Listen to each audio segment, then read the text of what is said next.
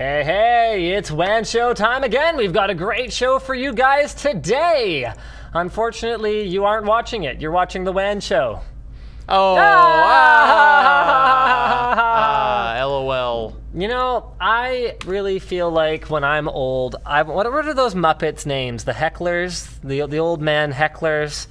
Oh, I haven't watched the Muppets in about 25 years. I don't know. Well, I think I know who you're talking about, but my goal in life is to basically be those guys when I'm old. Muppet hecklers. I don't know. I don't know what their names are. Well, that's not very difficult to do. Statler and Waldorf. Guys. Yeah. Okay, so they're supposed to, weren't they supposed to be sort of like weird versions like Siskel and Ebert or something? Yeah, I think so. I think so. And you know, everything is a one-liner with them. They're like, "This is a great show.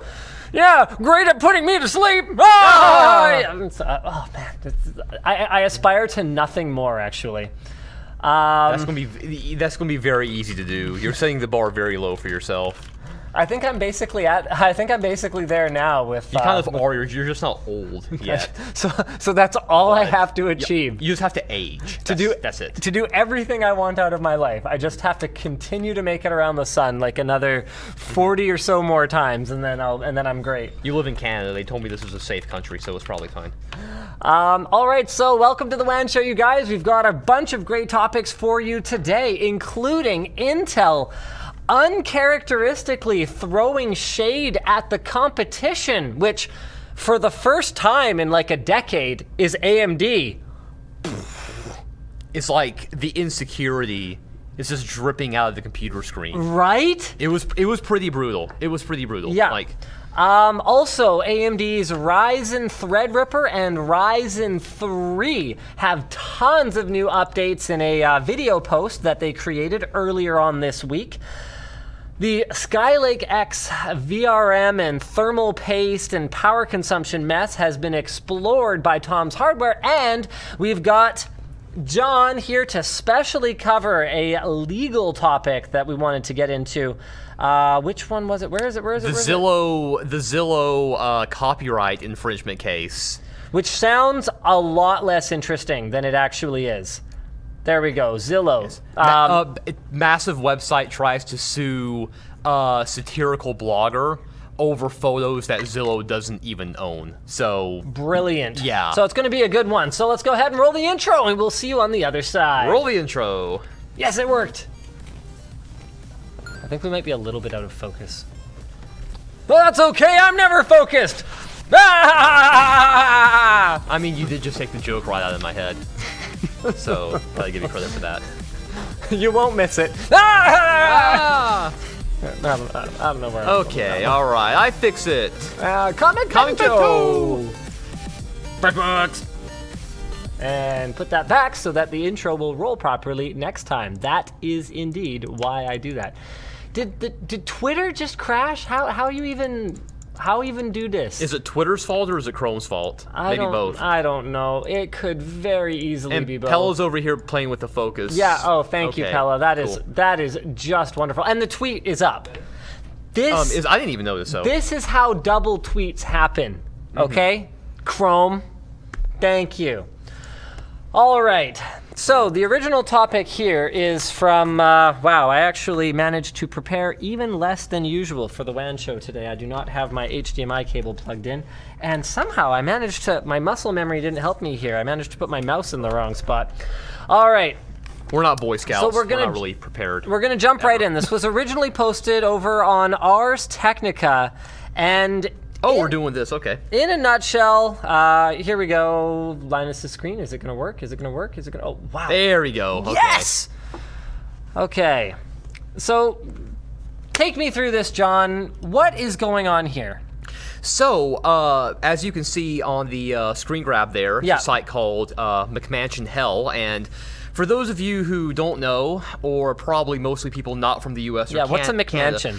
A McMansion is a large yet relatively cheaply built house. It was they were building them all over the place in the U.S. before the housing bubble burst in the late 2000s, and they're larger, but like I said, slightly more cheaply built houses. And so this this blogger started this website called McMansion Hell, and this blogger is, I think, an architectural student. So she was going through and posting all these pictures of homes that she considered to be McMansions and telling people, oh, these are terrible buildings that have terrible architecture, here are the reasons why. And this is a regular blog that she updated. Right. That sounds pretty funny. Yeah, it was pretty popular. Yeah. She had lots of visitors who liked her sort of snarky take on, oh, LOL, you can scrape these windows off with a paint knife, this is terrible.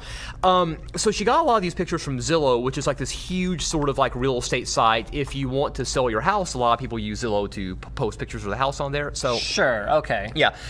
Anyway, Zillow got wind of this, and they sent her a very angry cease and desist letter saying, "Oh, you're infringing our copyrights, and you can't do this and this and that." So, so this kind of blew up. She freaked out. But She's to like, be "My clear, livelihood's at stake." So yeah, so she could lose her job, but Zillow didn't take these photos.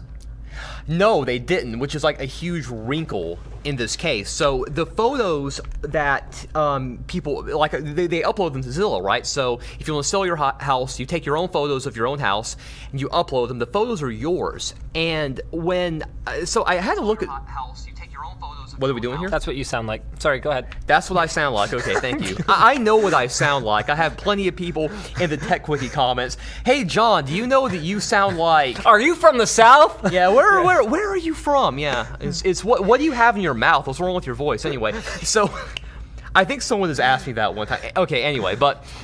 All right, so you take the pictures, you put them on Zillow. I had to look at Zillow's terms of service, and they say, okay, if you put pictures on Zillow, you're giving us a non-exclusive license to use them. Yeah, that's pretty typical. Like even on the LTT forum, I believe your text content we actually say we own, but pictures posted it's something along those lines. And okay, so if you look at if Zillow can even sue, because that's one of the big questions. It's like, do they even have standing to sue? And standing in laws, it's kind of a simple concept to understand, right? It's if you're going to take someone to court, you have to be a party to whatever the dispute is. If someone walks in here and punches Linus in the mouth and knocks a few of his teeth out, yeah, so I can't sue my neighbor. Well, maybe you could. I can't sue on your behalf. My livelihood is at stake because my boss can't come to work and shoot the videos that I write. Therefore, but yeah, it's a bit more tenuous, but if let's say you were some complete freaking random, yeah, you can't sue because you have nothing. Yeah, well, if someone, okay, suppose that Linus and I were just friends, and we're walking down the street together. Suppose we were friends. Suppose someone comes up to him, just punches him in the face. I can't sue that guy on Linus's behalf. He has to do it himself. Right. So the concept is that how the concept applies here. Man, I've had way too much caffeine today. I'm just all over the place. The way the concept applies here is that the Fifth Circuit, which was the Ninth, I'm sorry, but the Ninth Circuit in the U.S., very influential appeals court right below the Supreme Court. Yeah. There was a case from a couple of years ago where they ruled that you can have standing to sue about infringement of someone else's copyright only if you have some sort of exclusive right, which they, in their own terms of service, do not have. Right. I don't know if it says non-exclusive specifically, but it doesn't specifically say it's exclusive, correct, which you would have to do. Correct. So, so this is whether they even have standing to sue the McMansion Hell blogger is very, very, very unclear. If I were to hazard a guess, I would say they do not, but it didn't stop her from being embroiled in this big legal battle. She's got some pretty prominent IP lawyers on her side right now, but it's an interesting question about who gets to use. This could affect dank memes forever. It absolutely could. Who gets to use Pepe? Which is why this conversation is important, by the way. Which is why we're having it on WAN shows. But honestly, I'm still not over how low-key burned I just got about a minute or two ago there. The friends comment? Suppose we were friends. No. See, with you, I qualified the statement by saying just. Let the records show I said just instead of friends plus co-worker / Linus being my boss. So on Facebook, our current status would be it's complicated. Okay. See what you've done. You've gone on. You've made this something it isn't. Now there's going to be more horrible like fan fiction written about this. Thanks. And now you're the one who invited it. You're the one who invited. You know what? Oh, it's let's have happen Luke join way. us. Come on. Let's have Luke join us for a fan fiction extravaganza. If we're gonna invite it, we might as well invite it. What's happening? It's just that I don't want. It's just that I don't want you to come between us. Oh, okay. I use the words "just friends" to imply in a legal hypothetical involving me and Linus, and things happen. So Quick, get naked, says Twitch chat. Speaking of violating the terms of service, yeah. So basically, Zillow still says they what do they want? They want her to take down the photos. Oh, okay. But what's interesting about this, another thing that's interesting about this, is that even if some court said that Zillow has standing to sue, which I doubt, but if it gets to that phase, one of the biggest things that courts look for, whether to determine if a use of the copyrighted photo or something is fair use, that term gets thrown around a lot, fair use, is the effect on the market for the work. Who the heck is going to like start selling their random pictures of their random McMansions and make tons of money off of them? Right. You know, so, and I think, so there's a strong argument, I'm not saying it'll win necessarily, but there's a strong argument saying there's no real market for these pictures that's being affected. Right. So she wants to argue fair use, but again, like I said, there's a standing issue, may not even get to that point. So. Okay, got it. Yeah, there's multiple hoops to jump through in law. If you ever filed a traffic ticket, I'm sure you've figured that out, so.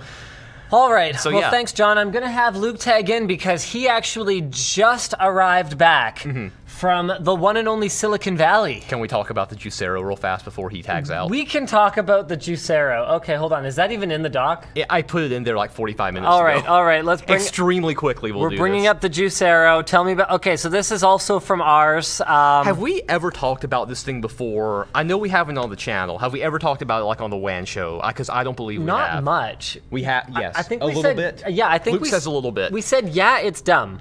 Okay, I'll give you a really quick TLDR.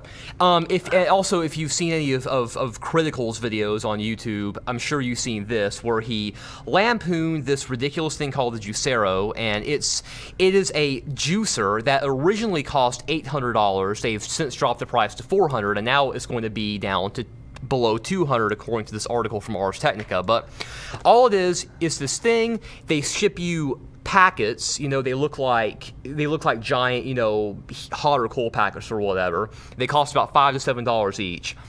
You put them inside this thing, you shut a door on it, you press a button, and it has to be connected to the internet at all times. It squeezes the juice packet, and 2 minutes later you have a glass of juice. That's literally what it does, and it originally sold for I think it was actually $700, but it was very expensive. Okay, so apparently they've cut the price already. They've cut the price down to $200, and they've laid off a bunch of their staff. And my question was why it was so expensive to begin with. And apparently this thing was it was ridiculously over-engineered. Some website did a teardown of it, and it was a really, really high build quality, which is great, but... Sorry? AVE, he's a YouTuber. Oh, AVE. Right. Okay. AVE did the teardown. Is that right, Luke? Okay. So he did the teardown, and the thing was, like I said, absurdly over-engineered, and all it was doing was just squeezing a bag of like fruits and vegetables to make juice out of it. So they decided to lower the price down to $200, but I'm wondering, why not just get an actual like baller juicer from Bed Bath & Beyond or somewhere, or Amazon for that price? And you could even get like an Amazon Fresh subscription and have the veggies and the fruits delivered to your door if you're too lazy to go to the store to buy them, instead of this. I mean, could you see, is there a universe where you would find this useful, Linus? Like if you want a fresh juice after a badminton game or something? So I have a Vitamix. Okay. So basically everything else can just get crapped on. Yeah. So no. There you go. And the stupid thing is that, like, even at the $400 price point, you could get a used Vitamix, which, by the way, will probably run for like 50 years because those things are unbelievable for the same price. And then you could put literally anything. Like, you could put a child in a Vitamix. We don't advise you do that. You can put a Has never happened. Well, I can't say it's never happened. Yes. It's never happened to my children or in my presence or at my instruction. There we go. Am I covering all my legal bases right now? I think you are. Please do not. I know that I know that small children cry, but please don't put them in the Vitamix. Anyway, okay. What is this Mod's proposal? It's like you're channeling the guy who wrote Mod's proposal. Yeah, basically. This is so strange. Oh crap! Hold on, Jonathan. Wait, don't tell me. No, you already gave me enough of a hint, Swift. Okay, well. Dang it. We all know how intelligent you are, Linus. It'll be all right. So. Well, remembering facts is not an indication of intelligence necessarily. Although a complete inability to remember any facts could be an indicator that you're not intelligent. So, what does that mean about people who remember a lot of facts? Nothing. Yeah, I say that's accurate. All right. Oh, of course, the Twitch chat. Linus likes blended children confirmed. No, I don't like them. Why would I put them in a blender if I liked them? Wait, what were we talking about? The flavor of dead children. Apparently. Onto our next topic. So, right. Thanks, John. Thank you, Linus. I feel like I'm supposed to shake your hand, but like you work here. I work with see you every day. It's like, yeah, I know, but it's like I feel like we're like having guests on like a talk show right now, and like that's what they always do. They're always like, yeah, John, welcome to the show. Hey, John, thanks for being on, and we'll see you after the break. Yeah, you don't Freshbooks. Don't shake my hand. Yeah, okay, no, okay. You're not. Who's doing the late show now? Colbert. You're not. Yeah, Colbert. I'm not Colbert. You know what? I just want to say thanks for having me on the show. Yeah. I really appreciate you having me He here knows today. what's up. He knows what he just made. He made you look so bad. I really appreciate the WAN First show. he called me not a friend, then he's like, "You're not Colbert." Like, fine. Oh man. Okay, so do you want to talk about where you were, like on a very high level? Yeah. I can. Hell yeah, let's do it. I got freaking You got burned. owned. You were down there for one day, only one side of your face. And like, what are you doing? okay. This side is white and this side is red. You're Braveheart. Is it that bad? You're Braveheart, dude. I have to wait for this to catch up. Oh, it's pretty bad. You're Braveheart.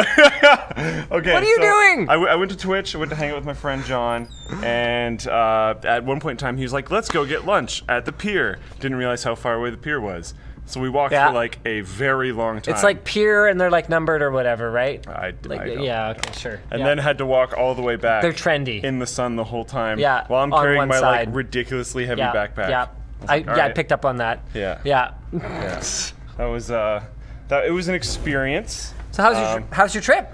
It was really good. It was fun checking out Twitch. They are a crazy company. Be careful what you say. Need I remind you what benevolent overlords we are Amazon. leaning on right now to broadcast this here stream. This might be interesting. Oh lordy, it's Luke's mom. Oh good. Hello? My favorite. Hi. Hi. How many times have I talked to you, Luke, about sunscreen? How many times? I didn't know how long the walk was gonna be. Your mom's on my side for a change. You know, when we went to Mexico, Mom Lafreniere, you know what happened? He didn't bring any sunscreen at all. He asked me to buy him a tube of sunscreen after he'd already been burned, which, by the way, is not how sunscreen works, as you well know. And then he didn't pay me back for it. My God. I didn't really remember the story. Then he said he didn't pay me back for it, and I was like, yeah, it's probably true. Oh my gosh. Well, the good thing about this is, Linus, he is now your problem. Whoa, hold on. That's a big step. We just shook hands. I What a transition. I'm not signing any documents taking legal custody of this guy. Getting adopted when you're in your like mid-20s. Heck yeah. All right, any more burns, Linus, and it's on you. I can't. But she just leaves. Wow. Hangs up. Even when I agree with your mom, she still finds a way to burn me. Even when we're on the same team. Maybe not as bad as I got burned. Yeah, not as bad as you got burned. But yeah, it was a fun trip. They have like multiple 5 versus 5 gaming lounges in their studios. Of course they do. They have a bar. Of course they like do. Open bar on Fridays. Of course they do. They're, at least for the team that I was talking to, their like time policy, they have unlimited vacation. They show up anytime they want before lunch is served at Twitch. I don't know the exact time that is. It's not noon, but it's like whenever it's served at Twitch. And yeah. So when am I getting your 2 weeks notice? No, I think I'm gonna stay. I get a month? At least a month, yeah. Yes! Well, that's okay. I can train up a new Luke in that time, no problem. No problem at all. Yeah. It was a fun trip, though. Yeah? It was good. Pretty cool? Okay. So let's move on to our first topic. This is actually, like, okay. A little spicy. So here's the thing. You know, you go hang around, you know, /G or whatever, and you'll find plenty of hate for Intel and their business practices and their communications, and you'll find hate for anything Intel. But for the most part, for the last, you know, 8 or so years, when they haven't really had a real competitor, Intel has put on a very good, and it's up to you, the individual viewer, to pick your next word. This is like a choose your own adventure book, okay? You can decide whether it's having a pretty professional image or a pretty professional facade. It's up to you. I don't care. But for the most part, they've been fairly professional and fairly dignified in their corporate communications and their slide decks, in their presentations to partners and to the press. So this was originally posted by Finn Hulkvist on the forum. Finn Hulkfist. I love that name. Wow. Any Yeah. Nordic names are just freaking awesome. Hulkfist, Nordic name. Operation cannot possibly go wrong is to have a name like Hulkvist. And the original I article thought it was literally here, just Hulk Fist. Oh, no. I was like, I don't think that's a... Yeah, no. Okay, No. I got you. So Intel, this is just unbelievable. So posted by Tech Power up here, in an official slide deck, posted the following, okay? First of all, there's some debate in the industry as to a couple of things. Number one, as to how exactly Intel is deriving these SMT numbers. So that's Intel's hyper-threading TM and AMD's, what are they calling it? I don't know. I can't remember. Whatever, something else. But SMT, okay? So Symmetrical symmetric multi-threading, yep. So where you take one core and you feed it a couple of threads so it can process both of them more efficiently than if it had just processed one thread in the first place. Okay, so it's unclear a couple things. Number one, how exactly they derive these numbers, because they don't necessarily align with what all the sort of tech media are seeing. And number two, whether this is an applicable comparison in the first place, because Intel's basically taken a Xeon 6134 and they have run clock for clock against a Ryzen 7 desktop chip, with the clear argument being that this is a close analog because these are both 8-core, 16-thread processors running at 2.2 gigahertz. Now, to be clear, probably that comparison works fine. Because contrary to what the people who got really confused by mine and Luke's discussion about Vega Frontier Edition, contrary to what those people think, architecturally, hardware-wise, oh yeah, the consumer-grade stuff is often not materially different from the enterprise-grade stuff. Sometimes you'll see better binning, a longer warranty, you'll see more functional units enabled, or you'll see some flags enabled for features that were turned off in order to artificially differentiate them. That's where most of the difference comes from. So fundamentally, Intel's comparison here may not actually be that far off hardware-wise, but that doesn't change that there are other questions here as well. What's the baseline? That's one thing I really hate about these graphs. Single like, thread. So that's the other thing you don't know is single thread. I guess So improvement over Intel single thread, improvement over AMD single thread, I guess. Say anywhere. Well, there's more information on slide 20 to 21. Okay. So that's fine. Honestly, the negative 13% is just like, what? That's not, well, there are situations where hyperthreading as well does result in a performance loss. Right, but I don't think we've seen that on Ryzen. We haven't, but that specific workload that who knows how cherry-picked or not cherry-picked it is. Honestly, that's not the thing that bothered me that much. It's not that unusual, whether it's AMD, Intel, or NVIDIA, to include some basic performance comparisons when they're trying to make their product look good in a slide deck.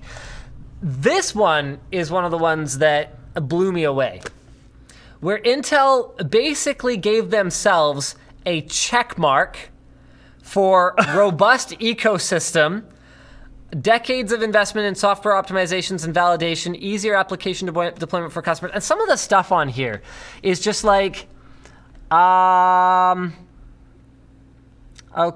hold on a second. Hold on. What?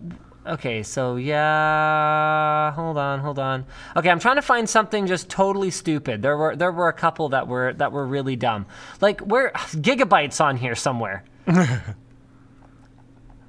Like, what software optimization are you doing with Gigabyte on your new server chip that AMD doesn't? Here it is. So here's like Gigabyte on here, because frickin' or something.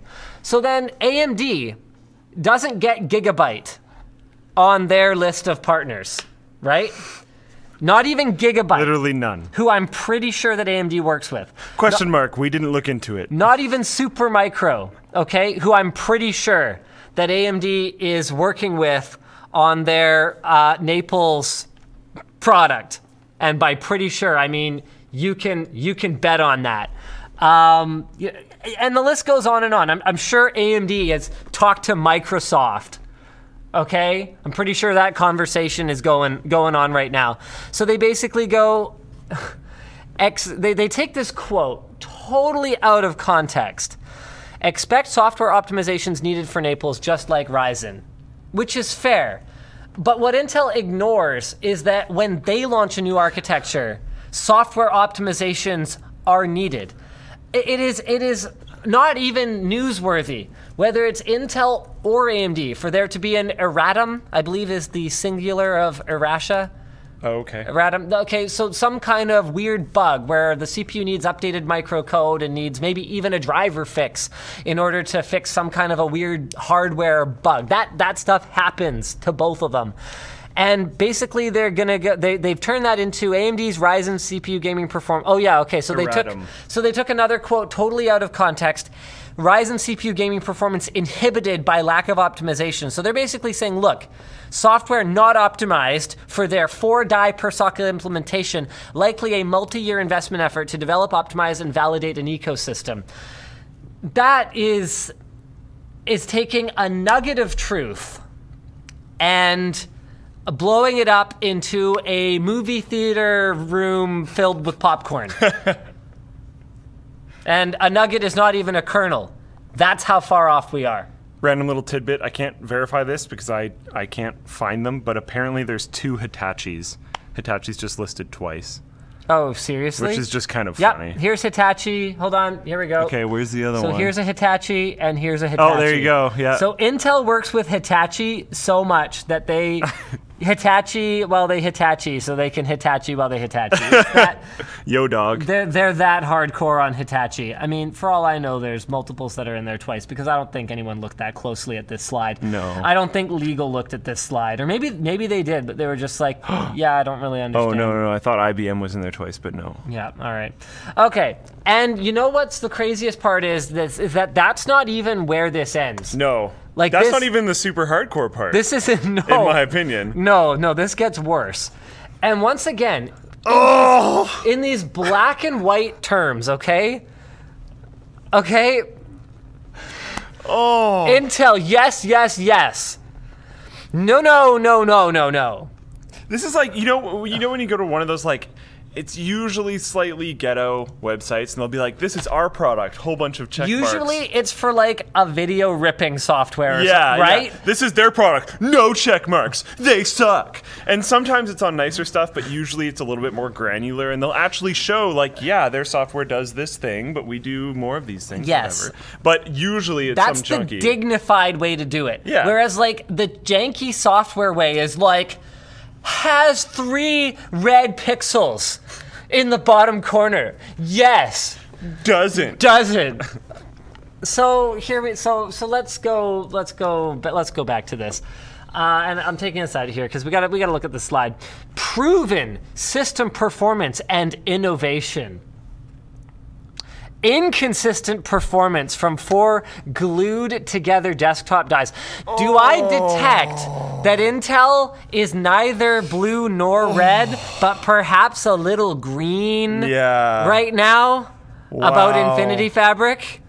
Wow. Because it's not glued together, and do I detect some nearly decade-old salt right now from back when AMD was crapping on Intel for gluing together single-core processors, which, by the way, Intel was super doing back when they released the Pentium D series, compared to AMD's architected dual-core design. Do I detect some salt here? Because a modular core design is not the same thing as taking your single core product and slapping 2 dies onto a package. Okay, let's carry on. Next point. Architected for the data center, which has nothing to do with inconsistent supply. Nothing at all. And poor track record. Now, you can go after AMD for having a bit of a poor track record over the last little while. Sure. I don't think that AMD's supply for Opteron has been the problem. I just don't think anyone's wanted it for a while. So basically, Intel is taking irrelevant, unrelated points and saying, and we're architected for the data center, which has nothing to do with those other things we said. Also, Naples is super architected for the data center. Okay? AMD EPYC may have a silly gamery name, and it does. Yeah. But that changes nothing about the way that Infinity Fabric and the way that they built this architecture for Mondo PCI Express lanes, which is super a big deal for the data center right now. Absolutely is. That has nothing to do with the way that this product was designed for massive amounts of memory and massive numbers of connected devices via PCI Express. Okay, carrying on. Robust software and hardware. Yeah, we're going after that again. We're going after the ecosystem. Lack of ecosystem. They have no ecosystem. None at all. None at all. It doesn't exist. You can buy the chip. You can't put it in anything. And there's no software for it. There's no compatible hardware for it. Here's the problem with this hard sales pitch in this deck right now. If Intel had come out and said, look, we've got a more mature ecosystem. That's way more reasonable. We've been supporting the data center for the last 5 years in a way that AMD has just been completely out of the game for. We understand our customers better than AMD coming in as practically an outsider is in a position to do right now. You know what the weird thing I'd have gone, okay, the people who hate Intel are going to hate this because they can find something to hate in anything that Intel does, but I can accept that. This slide, I cannot accept. This slide specifically feels like some person, you know how every once in a while you'll see like Intel slides and it's obviously not a real Intel slide. It feels like some random dude on YouTube was like, I have memes, Intel's attacking AMD, and just like threw this slide together in 5 minutes. This is dank memes. Like it's actually this is dank memes level. Yeah. And the show's not even over. Like the show's not over. But wait, there's more. Oh. Look at these arrows. This Good, is like, bad. This is like a lesson in how to not do PowerPoint. It's like the clickbait version of business marketing. Right? fully integrated. All capital letters, big arrow, yeah! Here's Xeon's. Oh, by the way, hold on a second. Okay, yeah, here's the way that all the cache communicates, and we're just kind of ignoring right now the way that all these cores are interconnected because okay, now I'm not the uber architecturally, yes, I understand. I'm intentionally speaking in a non-grammatically correct fashion right now because low-level CPU architecture is not a strong point for me. I do lean on more technical people like Dr. Cuttress over at AnandTech to explain this stuff to me sometimes. But to represent your CPU architecture as fully integrated as though there aren't internal interconnects and internal bottlenecks on a many-core Intel Xeon is not a fair representation of exactly how that works. And they're saying here, single die implementation maximizes performance, and in some cases that may affect performance positively compared to AMD's approach. But to call AMD's approach, which, by the way, these coherent links matter, and the way that every set of Zen cores, so there's 8 per module here, the way that every set of Zen cores has a coherent link against every single other one, freaking matters. Notice the cross links in the middle. That matters. And they dropped the glued together again. Glued together is not a fair representation of what AMD's doing over there. Unbelievable. Rough. So it kind of actually goes on and on, but I feel like we've spent a long time on this topic. And the point is, this is beneath Intel. This is not an appropriate, dignified way for them to respond. They don't have to, even if, we've seen this before. It's not like AMD has never blindsided Intel with an architecturally and price to performance superior product. Athlon 64 and first generation Opteron came in and kicked ass in a way that Zen actually doesn't. Zen is competitive, but not as crazy as yeah, but it's not like AMD came out of absolutely nowhere and took the performance crown. And even when AMD had the performance crown, it took a long time outside of the enthusiast space and actually, I mean, on server it kind of went better than on the desktop. But it took a long time for AMD to claw back significant enough market share that Intel couldn't launch Core 2 Duo and basically crap all over everything AMD had achieved in a very short period of time. From a business standpoint, not from an industry disruption and moving all of us forward standpoint. I mean, they brought us 64-bit on the desktop. So the fact that Intel is reacting in this knee-jerk, undignified fashion, it doesn't make business sense. It doesn't make company image sense. It might not even make legal sense. Yeah, that's a little rough. The glued together part is specifically an issue. So basically, come on, guys. Sup? About that time? Oh, yeah, right. Speaking of sup, you know what's sup?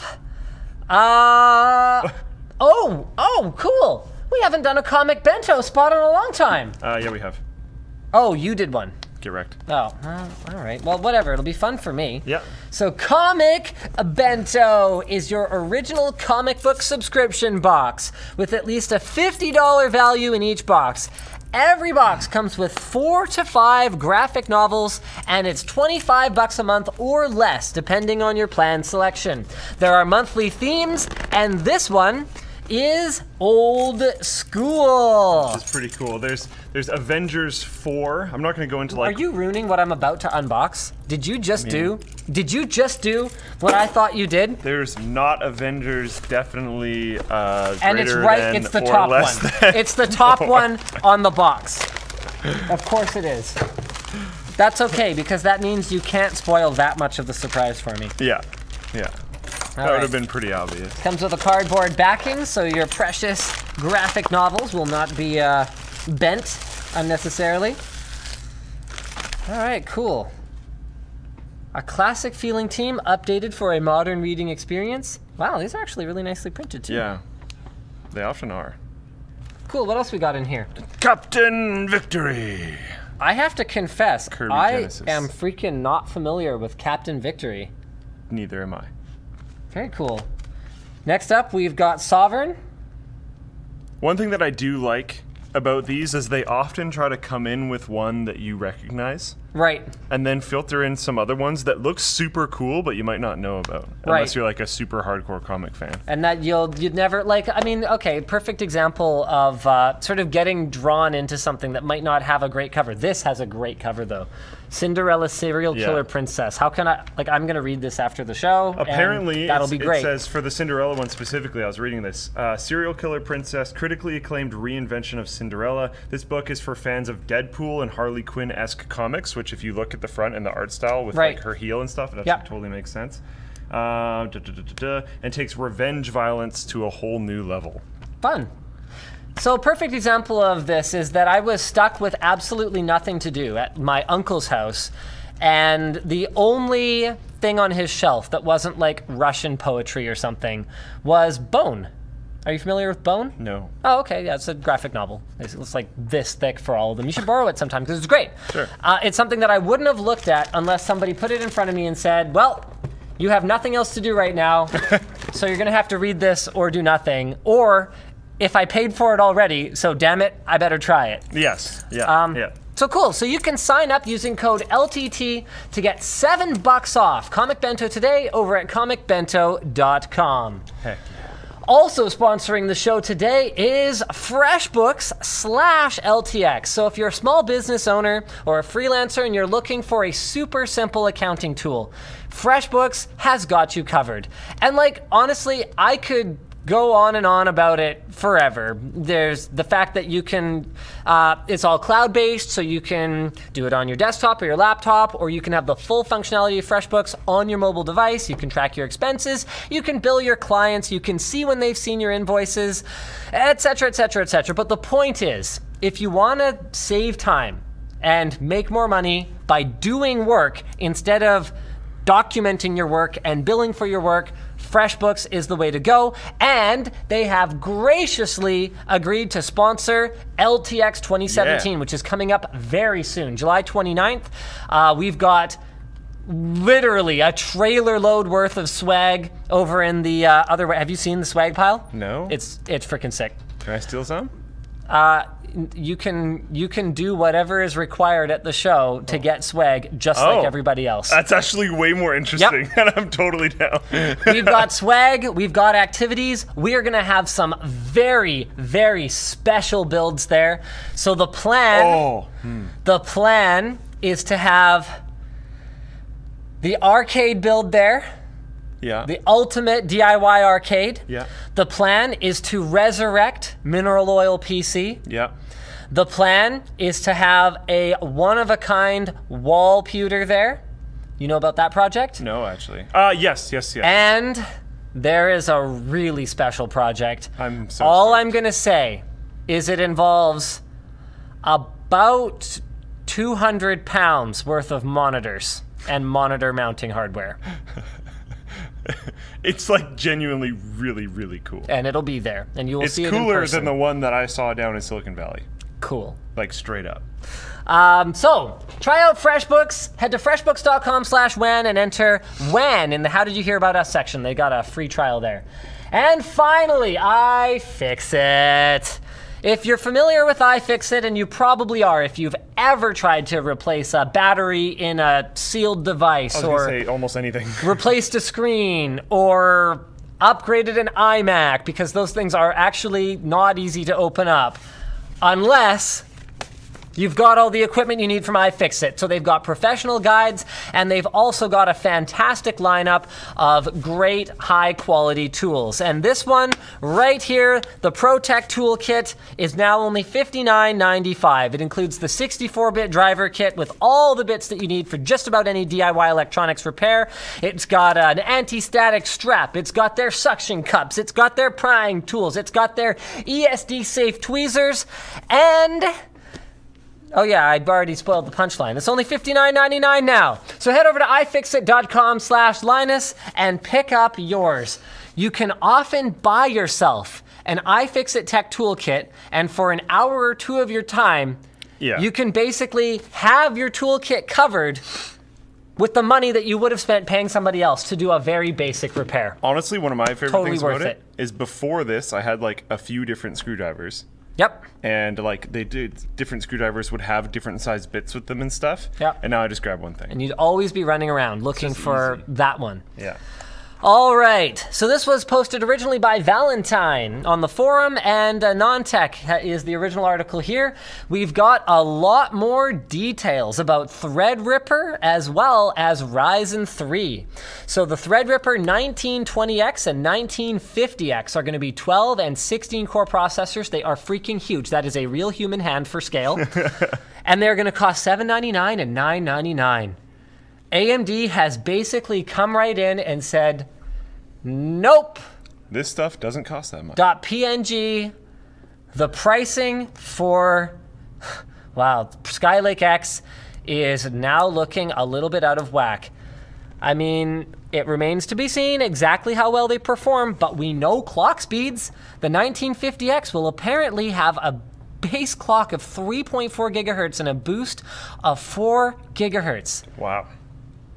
That is not freaking bad. On that many threads. It's got a TDP of 180 watts. That's fun, though. But I don't even care. If Ryzen is anything to go by, it looks like we might get a proper TIM, so a proper thermal interface material, which will help to dissipate that heat.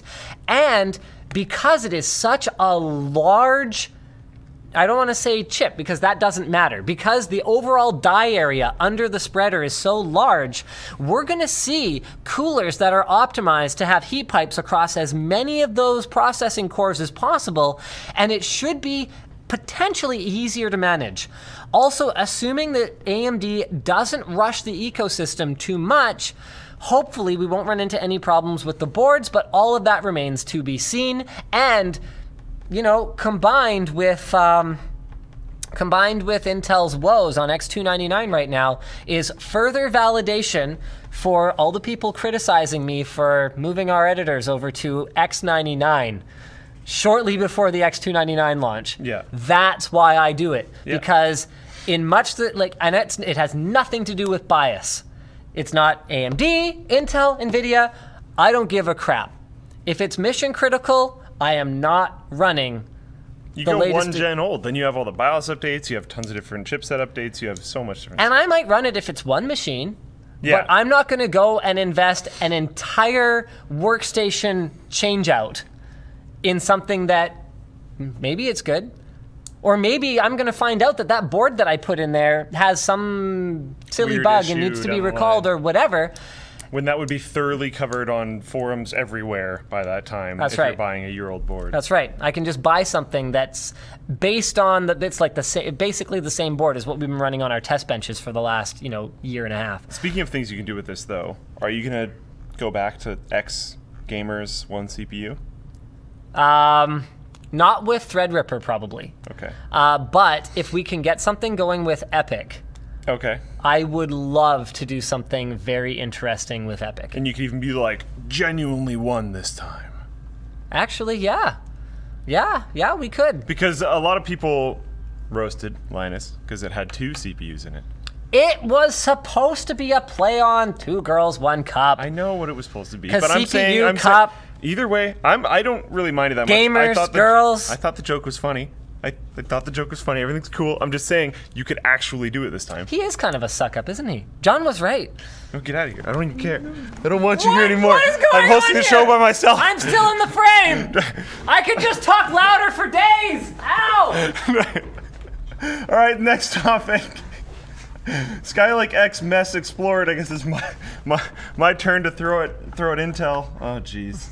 Yeah, it's kind of a rough day, hey? So far, Skylake-X has been plagued by two main issues. At its stock settings, it can barely be cooled.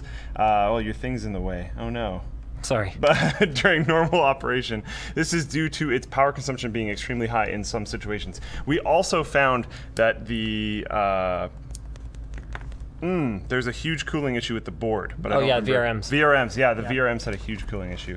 That was a couple weeks ago. Yep. There's barely any room for enthusiasts to overclock. Also, many motherboards limit Skylake-X CPUs further due to poor design choices, like I just mentioned, such as insufficient VRM cooling. So this may be the dawn of the motherboard full cover block.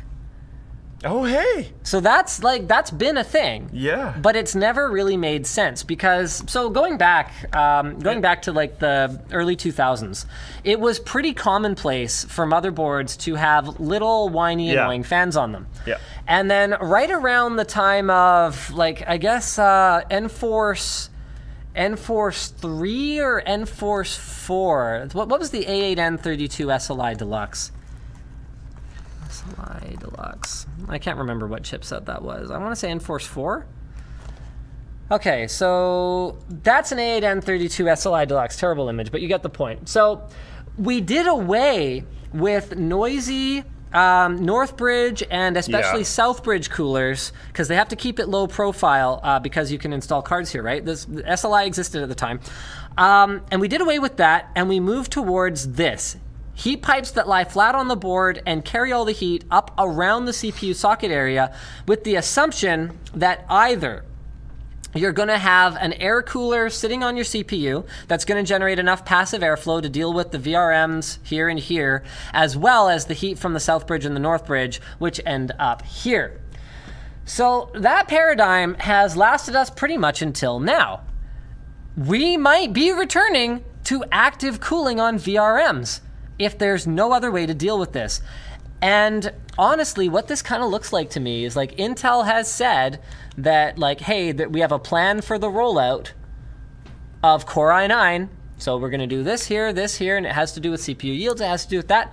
Honestly, I wonder if part of it has to do with that they just like actually on the engineering side have no idea how they're gonna launch this. Yeah. And they're just trying to buy some time. I could see it. This will be interesting because this can be pretty much the first time ever that I will see a motherboard full cover block and be like, yeah, good call. That makes sense. Yeah. Yeah. Because in the past, it's looked really cool. Yeah. But it's been like, oh, okay, that's an excessively expensive PC, probably because of a showcase. And it probably makes no sense in terms of actually anyone ever doing this, but it looks cool for whatever brand wanted to show it off. Like, sure, why not? But that'll be pretty cool. It'll be interesting having people like actually ask questions about full cover blocks. I know, right? All right, what else we got for topics? I just have to pause the show for a second. Timmy Val123 in the Twitch chat just said in all capital letters. I just wanted to make sure that I re-echo this. I have a boyfriend. I just wanted to make sure. It's apparently extremely important. That you have one? No. Or that Timmy does? That Timmy does. Hey, you know what, Timmy? Congrats, okay? Good job. All right, Facebook plans to unveil a $200... Now, we've heard that before. Yeah. Yeah. Wireless, that's new, Oculus VR headset in 2018. The whole Twitch chat is like, congrats, Timmy. Oh, man. Yeah, I mean, that's cool. Codename Pacific. If anyone's looking to buy an Oculus Rift. It's designed, and this is going to terrify you, to bridge the gap between cheap smartphone-mounted VR headsets and high-end gaming ones.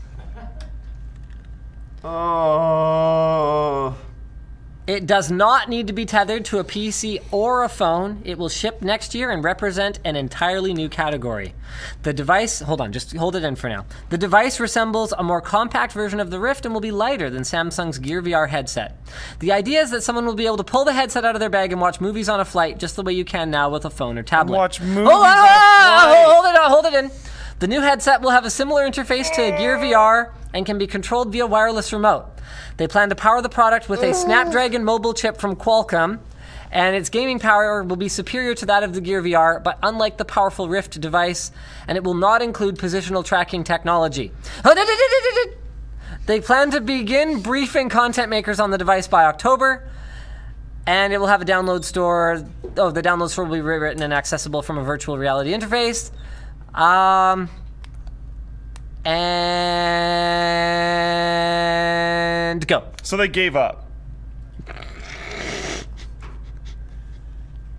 Like, is that it? Is that all that I have to say? Oculus just gave up. They're just like, yeah, screw it. VR's done. We're out of here.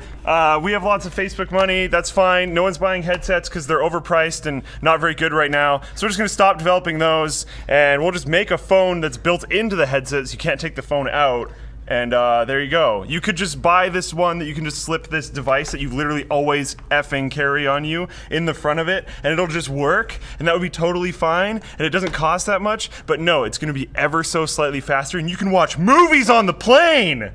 Wow! Because you can't already do that on your phone, or like the screen that's built into the freaking chair in front of you. It's going to suck word that I'm not going to say in terms of performance, and that's a huge issue right now. VR applications for desktop, your desktop computer is usually not fast enough to run really high fidelity, really high quality games. It's a little bit of an issue. It's a little bit hard to do. It's possible, but it's difficult. And then the headsets that you have right now for desktop tethered, like the Vive and the current Rift, don't have good enough screens, don't have good enough a lot of other kind of stuff to be at the minimum quality that consumers expect, and they're way too freaking expensive. So you release a dedicated $200 device, which no one's gonna really want to buy because they can just slip their thing into a Daydream or whatever, which should be a lot cheaper and probably will be now that this launches.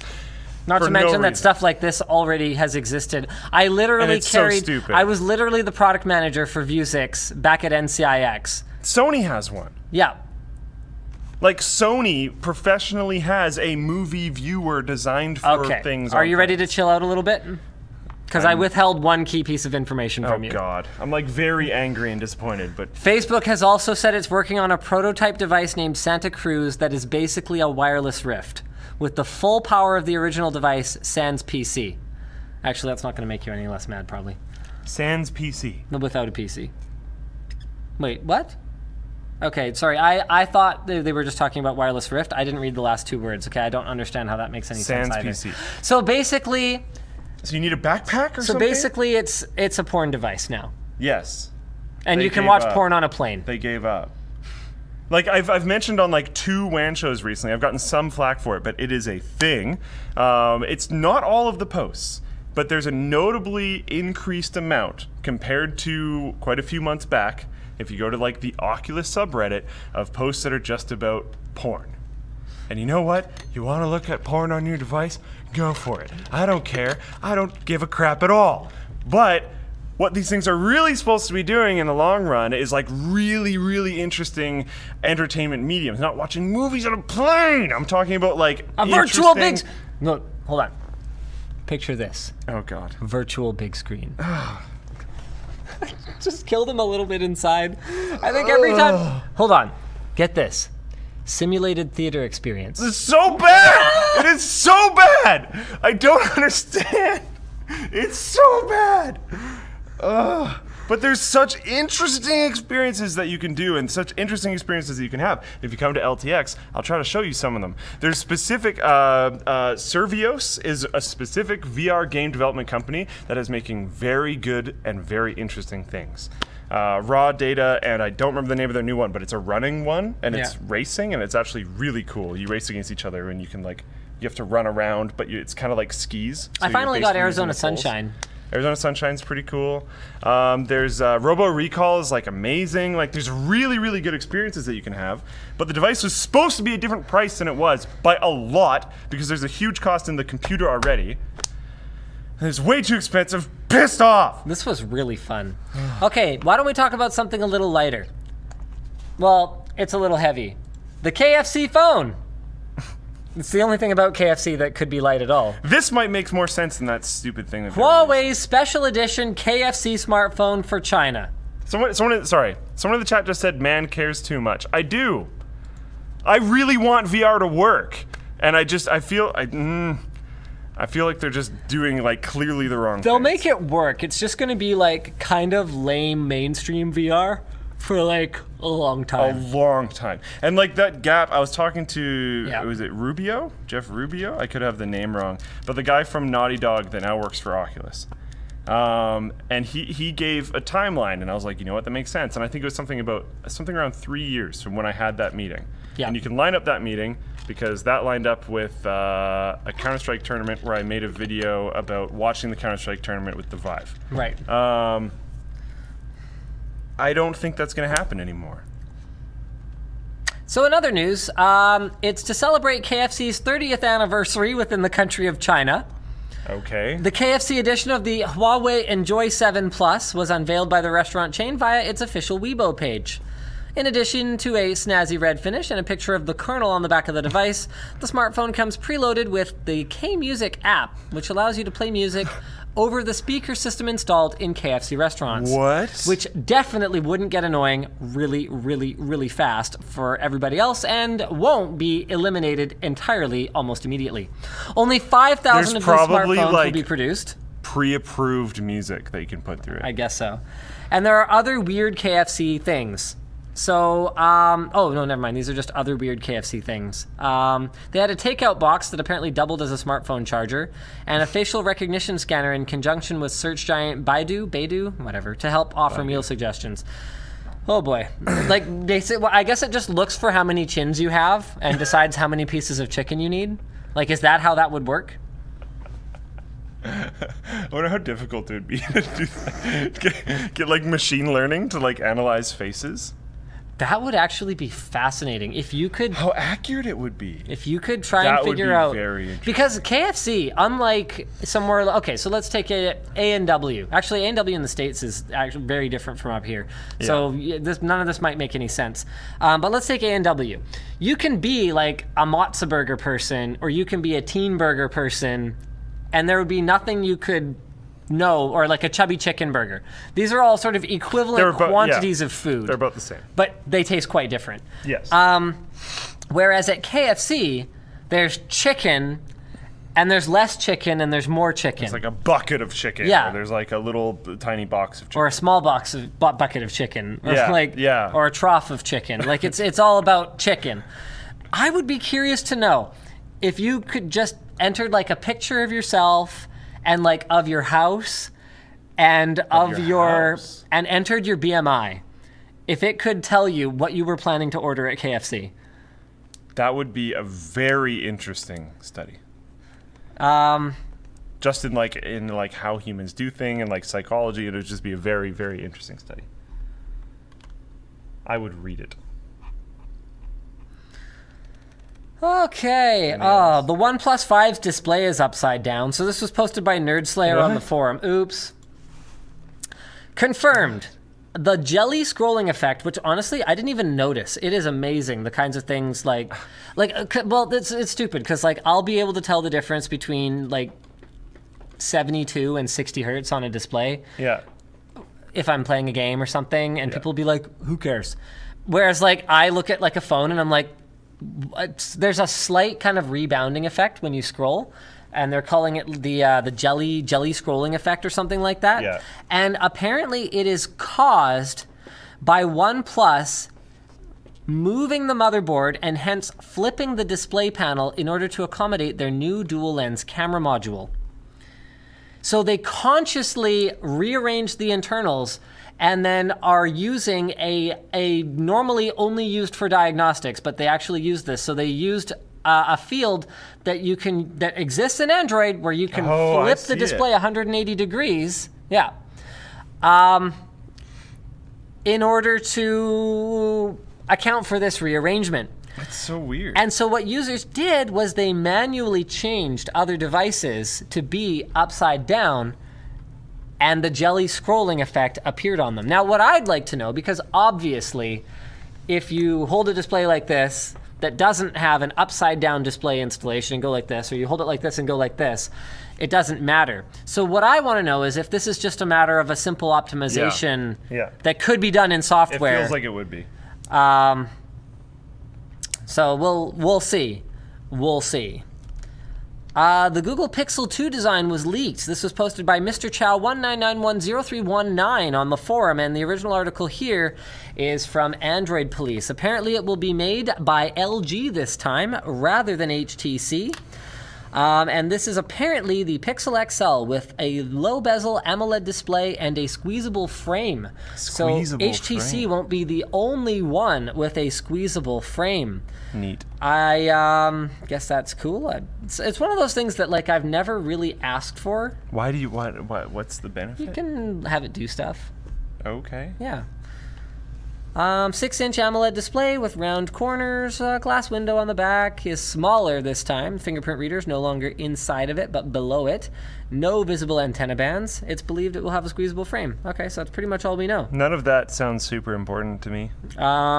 There's things that I care a lot more about on the Pixel 2 than any of that information, so I think we'll have to wait. Logitech is on a roll here with acquisitions. This was posted by Diasin on the forum. The original article here is from CNET, apparently. Or I could just use the press release that they sent me. Autoplay, no, boo. So there won't be like a gaming headset industry eventually, because it'll just be Logitech headsets. And Razer. And Razer. That's fair. Who else exists? Turtle Beach is sort of still kicking around, like on the console side, I think. Oh, okay. Yeah. I don't understand quite how, but I didn't understand why Astro had a right to exist either. I mean, to be clear, apparently the A40 is great. The only one I ever reviewed was the A50, and it was terrible. I've never had a good experience with them. It was an abominable value. And that was compared to wireless headphones or headsets that existed back then. And to my knowledge, I don't think they've updated it. So they bought Ultimate Ears, they bought Jaybird, they acquired Cytec. And they've been doing great things. I haven't seen what they've done with Cytec yet. Have they released anything? I don't know if they've done much with Cytec. But basically Logitech kind of went, well, we're an engineering company, and we're just going to embrace that, and screw it. We're just going to buy brands. It's been working so far. The Ultimate Ears one especially. I'm interested to see what they do with Cytec, because I love that kind of stuff, but yeah. Yeah, meanwhile, Razer is running around buying THX and phone maker Nextbit.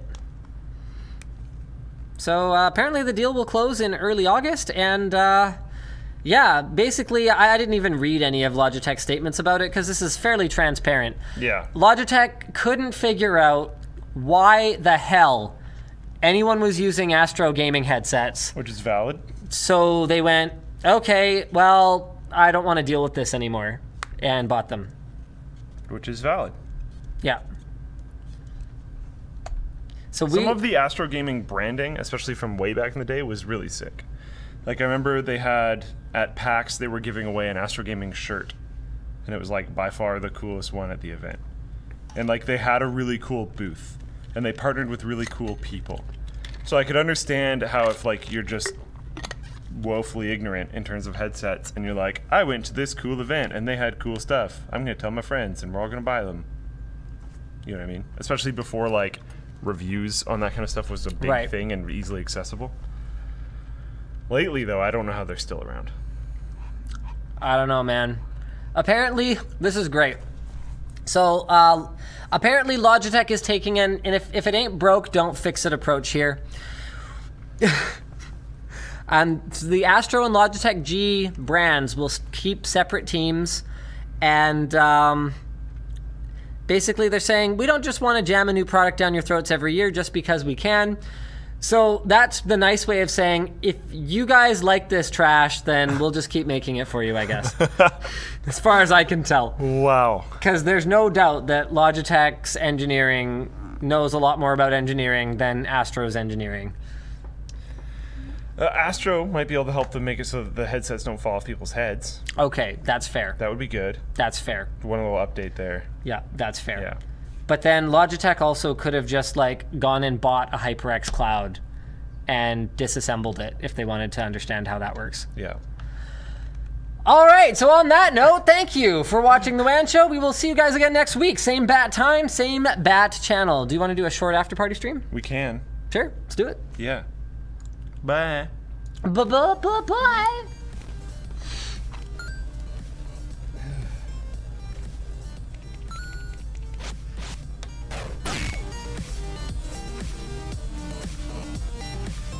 People are calling me Linus Lame Tips.